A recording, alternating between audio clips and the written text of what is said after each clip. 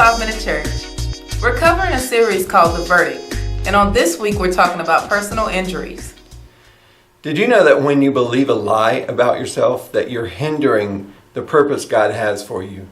God created you with a purpose. He put you here for a reason. And if you can come to understand that reason and who you are, who He's designed you to be, you can flourish. But as long as we believe a lie, we hinder that process.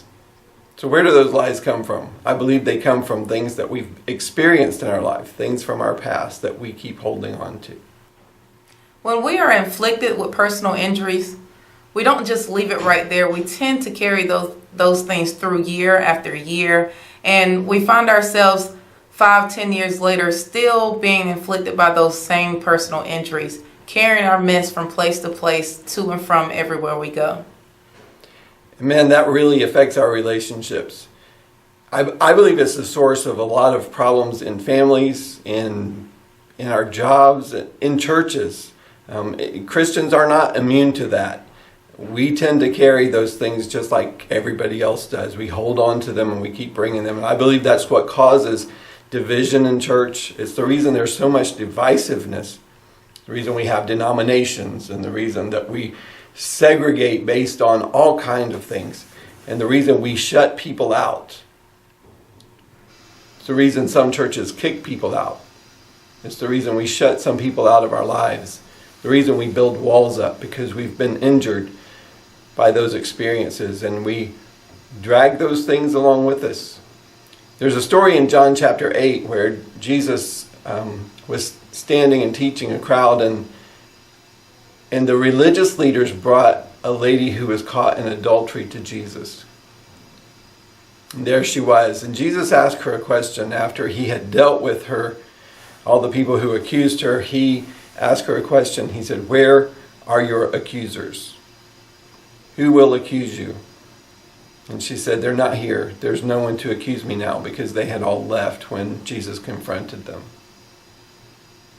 If we can bring ourselves to that place, to where it comes down to just me and Jesus, where He shows me who I am, when I get to see a glimpse of His face and how He feels about me, and it's not based on the things that I've done in my past, it's not based on things that I'm accused of, it's not based on the things that I even believe about myself, it's based on who He says I am, it's based on who He created me to be.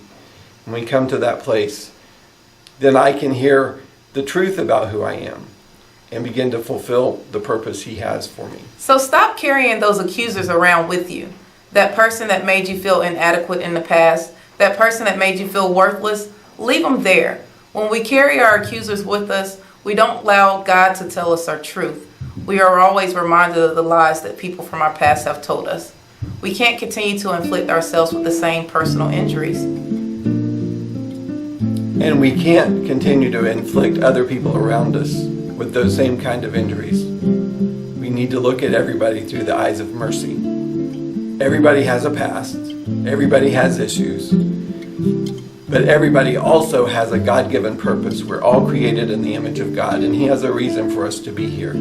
So let's start looking at other people in a way that we see them as He sees them.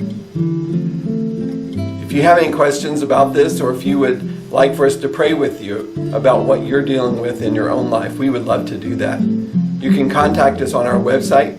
If you go to the Contact Us link, we would love to hear from you.